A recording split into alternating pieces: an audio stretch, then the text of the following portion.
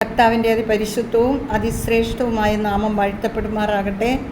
പ്രിയപ്പെട്ടവരെ, ഇന്ന് നിങ്ങൾക്കായി സമർപ്പിക്കുന്നത് വിശുദ്ധ യോഹന്നാൻസിലെ എഴുതിയ സുവിശേഷം 15 അധ്യായം 1 മുതൽ 7 വരെയുള്ള വാക്യങ്ങളാണ്. ഹല്ലേലൂയ. ഞാൻ സാക്ഷാൽ മുന്തിരിച്ചെടിയും എൻ്റെ പിതാവ് കൃഷിക്കാരനുമാണ്. എൻ്റെ ശാഖകളിൽ ഫലം തരാത്തതിനെ അവിടുന്ന് നീക്കിക്കളയുന്നു. എന്നാൽ ഫലം തരുന്നതിനെ കൂടുതൽ കായ്ക്കാനായി അവിടുന്ന് വെട്ടി ഒരുക്കുകയും ചെയ്യുന്നു. ഞാൻ നിങ്ങളോട് പറഞ്ഞ വചന നിമിത്തം നിങ്ങൾ ശുദ്ധിയുള്ളവരായിരിക്കുന്നു. നിങ്ങൾ എന്നിൽ വസിക്കുവിൻ, ഞാൻ നിങ്ങളിലും വസിക്കും. മുന്തിരിച്ചെടിയിൽ നിൽക്കാതെ ശാഖയ്ക്ക് സ്വമേധാ ഫലം പുറപ്പെടുവിക്കാൻ സാധിക്കാത്തതുപോലെ എന്നിൽ വസിക്കുന്നില്ലെങ്കിൽ നിങ്ങൾക്കും സാധിക്കുകയില്ല. ഞാൻ മുന്തിരിച്ചെടിയും നിങ്ങൾ ശാഖകളുമാണ്. ആരെന്നിലും ഞാൻ അവനിലും വസിക്കുന്നുവോ അവൻ ഏറെ ഫലം പുറപ്പെടുവിപ്പിക്കുന്നു. എന്നെ കൂടാതെ നിങ്ങൾക്കൊന്നും ചെയ്യാൻ കഴിയുകയില്ല. എന്നിൽ വസിക്കാത്തവൻ മുറിച്ച ശാഖ പോലെ പുറത്തെറിയപ്പെടുകയും ഉണങ്ങിപ്പോകുകയും ചെയ്യുന്നു. അത്തരം കമ്പുകൾ ശേഖരിച്ച് തീയിലിട്ട് കത്തിച്ചു കളയുന്നു. നിങ്ങൾ എന്നിൽ വസിക്കുകയും എൻ്റെ വാക്കുകൾ നിങ്ങളിൽ നിലനിൽക്കുകയും ചെയ്യുന്നുവെങ്കിൽ ഇഷ്ടമുള്ളത് ചോദിച്ചു കൊള്ളുക, നിങ്ങൾക്ക് ലഭിക്കും. കർത്താവിൻ്റെ വചനം.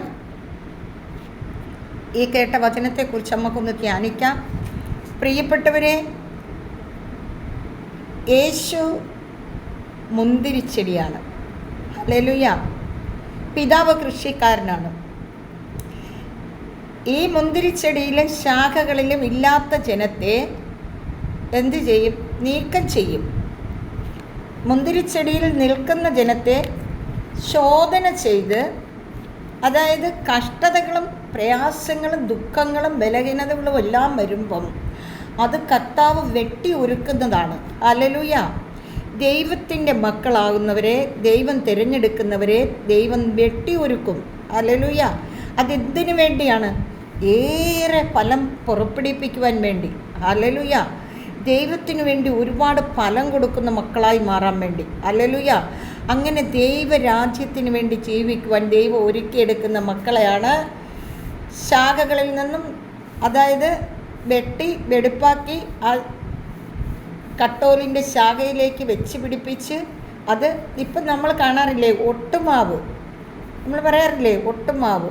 എന്താ ഒട്ടുമാവ് എന്ന് പറയുന്നത്? വേറൊരു ശാഖയിൽ നിന്ന് കൊണ്ടുവന്ന് വെട്ടിമുറിച്ച് ഒട്ടിച്ച് വെച്ച് അതിനെ ഫലം പുറപ്പെടുവിക്കുവാനായിട്ട് കൊണ്ടുവരുന്നതാണ് ഒട്ടുമാവ്. അങ്ങനെ കർത്താവിനോട് ഒട്ടിച്ചേർന്ന് നിൽക്കുവാൻ കർത്താവ് ഒരുക്കിയെടുക്കുന്ന ജനമാണ്.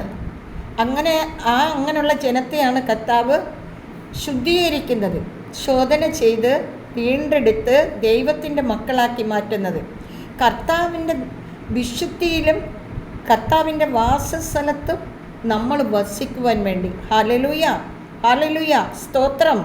ദൈവമേ നന്ദി, ദൈവമേ സ്തോത്രം, ആരാധന, മഹത്വം കർത്താവേ. ഹല്ലേലൂയ. ആരെന്നിലും ഞാൻ അവനിലും വസിക്കുന്നുവോ അവൻ ഏറെ ഫലം പുറപ്പെടുവിപ്പിക്കുന്നു. അപ്പം ദൈവത്തിൽ വസിക്കുന്ന വ്യക്തിക്ക് ഫലം പുറപ്പെടുവിക്കുവാൻ സാധിക്കുകയുള്ളൂ. ഹല്ലേലൂയ. അങ്ങനെ നമുക്ക് ദൈവമക്കളായി മുന്നേറാം. ഈ വചനങ്ങളൊക്കെ വായിക്കുകയും ധ്യാനിക്കുകയും വചനത്തെക്കുറിച്ച് ചിന്തിക്കുകയും മറ്റുള്ളവർക്ക് നമ്മൾ പറഞ്ഞു കൊടുക്കുകയും ചെയ്യണം. പ്രിയപ്പെട്ടവരെ, നമ്മുടെ സ്വർഗീയ പിതാവിനെ വർണ്ണിക്കുവാനും മഹത്വപ്പെടുത്തുവാനും ആരുടെ അനുവാദം നമുക്ക് വേണ്ട. കാരണം ദൈവത്തോട് ചേർന്ന് നിൽക്കുന്നവൻ ദൈവത്തെ മഹത്വപ്പെടുത്തിയിരിക്കണം. ഹല്ലേലൂയ. എങ്കിൽ മാത്രമേ ആ ശാഖയിൽ ഫലം പുറപ്പെടുവിപ്പിച്ചെങ്കിൽ മാത്രമേ നമുക്ക് നിലനിൽപ്പുള്ളൂ. കാരണം സുവിശേഷം പ്രസംഗിക്കുന്നില്ല എങ്കിൽ നിനക്ക് ദുരിതം. ആ ദുരിതം ഏറ്റുവാങ്ങാതെ നമ്മൾ പ്രസംഗിക്കുന്നവരായി മാറണം. ജീവിതത്തിൽ പ്രവർത്തിക്കുന്ന മക്കളായി മാറണം. ഹല്ലേലൂയ. വചനം നമ്മളിൽ നിലനിൽക്കണം. ഹല്ലേലൂയ.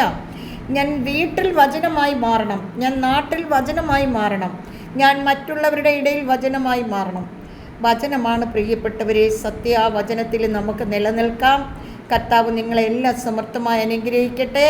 ഈ വചനം കേൾക്കുന്ന എല്ലാ മക്കളെയും കുടുംബാംഗങ്ങളെയും സമർത്ഥമായി അനുഗ്രഹിക്കട്ടെ. അതോടൊപ്പം എന്നെ, എൻ്റെ കുടുംബത്തെയും കർത്താവ് സമൃദ്ധിയായി അനുഗ്രഹിക്കട്ടെ എന്ന് പ്രാർത്ഥിച്ചുകൊണ്ട് നിത്യയും പിതാവും പുത്രനും പരിശുദ്ധാത്മാവുമായ സർവീശ്വര എന്നേക്കും ആമേൻ. Praise the Lord.